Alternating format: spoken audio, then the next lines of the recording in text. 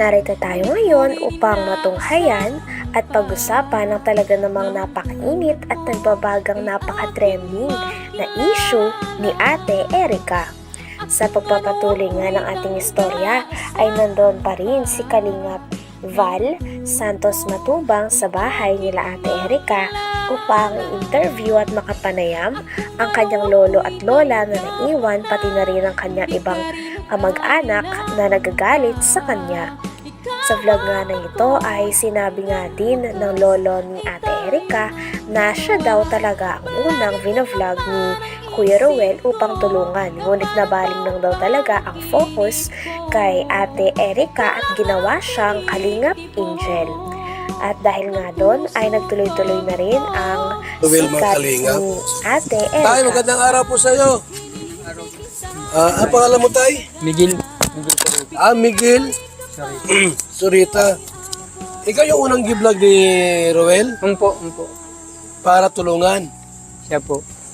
Ngayon, bakit napunta kay Erica yung tulong? Ay, di ko nga po alam at siyang napukusan na nila Rab.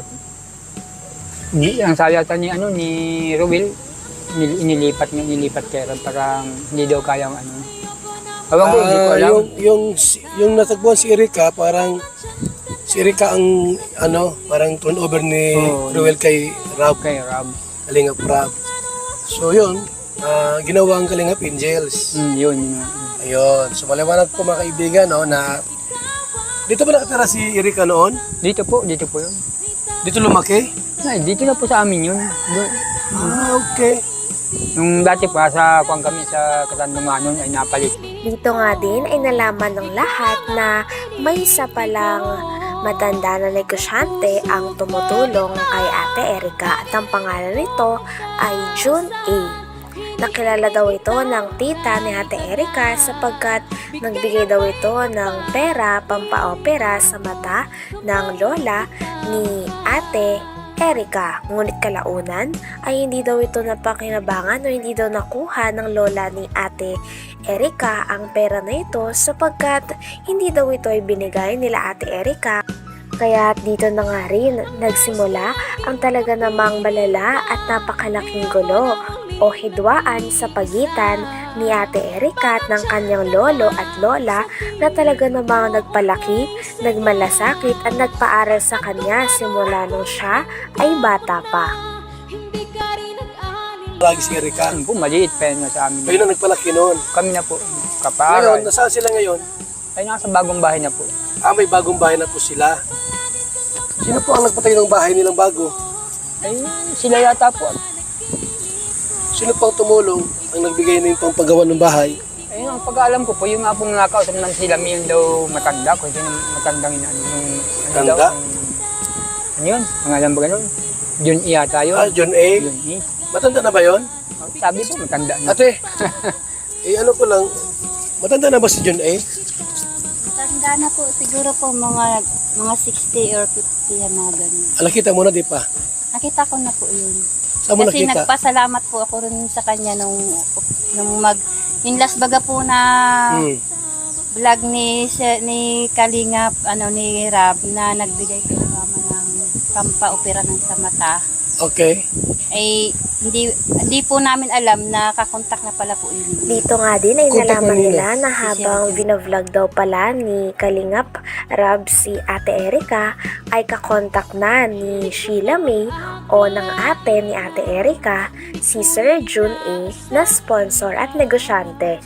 Kaya naman ang nangyari ay sinabi daw ni Ate Sheila May ni Erica kay Sir June A na huwag nang padaanin ng pera kay Kalingap Rab at diretsyo na lamang sa kanila. Kaya naman ito rin ang naging rason kung bakit umayaw na si Ate Erica magpa-vlog kay Kalingap Rab. At dahil nga dito ay napatayuan na nga si Ate Erica at ang kanyang ate na si Sheila May ng bahay, at nung nakapatayo na nga ng bahay ay hindi nila sinama ang mga tao na nagpalaki sa kanila na ang kanilang lola at lolo at ang iba pa nilang kapamilya. Kaya nagsimula ito ng hidwaan. Nagbigay kay mama ng pampaopera ng sa mata. Okay. Ay hindi po namin alam na kakontak na pala po yun ni Contact na nino? si Sir Jun ay. Ni Sheila May? Po. Okay.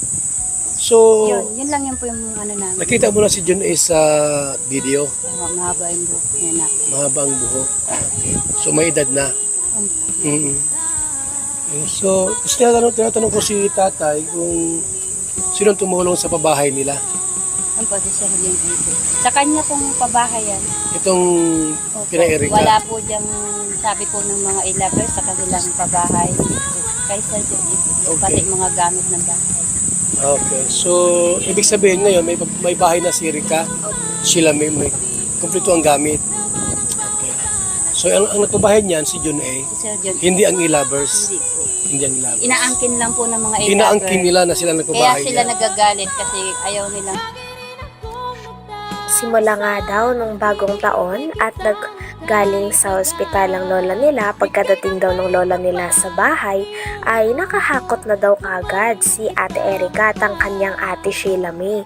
Nang sa ganon ay makalipat na sila. At nung nakalipat na sila sa bahay na pinatayo ni Sir Jun A ay hindi na raw sila muling bumisita sa kanyang lolo at lola at iba pang kamag-anak. Talagang kaya naman sumama ang loob ng lola at lolo ni Ate Erika sapagkat parang kinalimutan na lang sila basta-basta ng kanilang apo na kanilang pinalaki at pinagmalasakitan. Ganun ba? So, alam mo yun yung kwento alam tungkol dyan? kasi naririnig-rinig ko din po. Mm-mm. Kasi iisang bahay lang naman po kasi kami dito. Dito pala si Erika lumaki. Po. Nakatira kay lolo niya. Dito. Ngayon, may bahay na silang bago. Siya po. Di ba pupunta rito si Erika?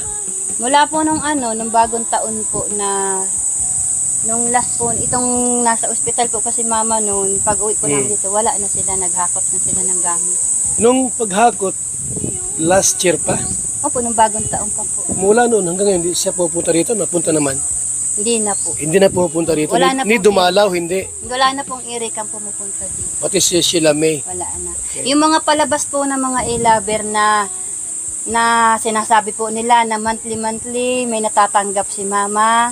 Sila mama, yung mga magulang ko. Meron? Kasi Wala. malingan po yan. So wala pa lang natatanggap. Simula pala ay napabahayan si Ate Erika ay hindi niya na sinama ang kanyang lolo at lola sa pabahay na kanilang natanggap.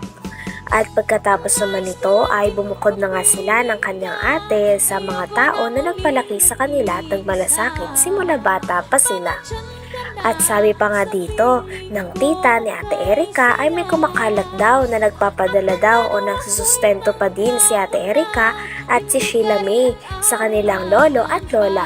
Ngunit hindi daw talaga ito totoo sapagkat simula nung nakalipat si Ate Erika at si Sheila May na kanyang ate sa pabahay ni Sir Jun A ay hindi na raw sila muling bumisita at hindi na rin sila nagpapadala ng pera kaya naman talagang nakasakit ito sa damdamin ng lolo at lola niya sapagkat parang feeling nila ay kinalimutan na lamang sila bigla-bigla ng kanilang mga apong pinalaki nila. Kasi iisang bahay lang naman po kasi kami dito. Dito pala si Erika lumaki. Po. Nakatira kay lolo niya. Po. Ngayon, may bahay na silang bago. Siya po. Di ba pupunta rito si Erika? Mula po nung nung bagong taon po na nung last po, itong nasa ospital po kasi mama noon, pag uwi po namin dito, wala na sila, naghakot na sila ng gamit.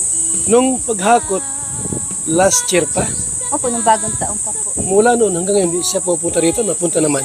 Hindi na po. Hindi na pupunta rito. Wala na Ni po. dumalaw, hindi. Wala na pong irikang pumupunta dito. Pati si Sheila May. Wala na. Yung mga palabas po ng mga e-lover na sinasabi po nila na monthly may natatanggap si mama. Sila mama, yung mga magulang ko. Meron? Kasi Wala. malingan po yan. So wala pa lang Wala natatanggap. po yan. Yun po yung gusto kong dinisin po talaga na nalalaman po ng tao, binabaliktad po nila eh. Okay. Nakakaya pa.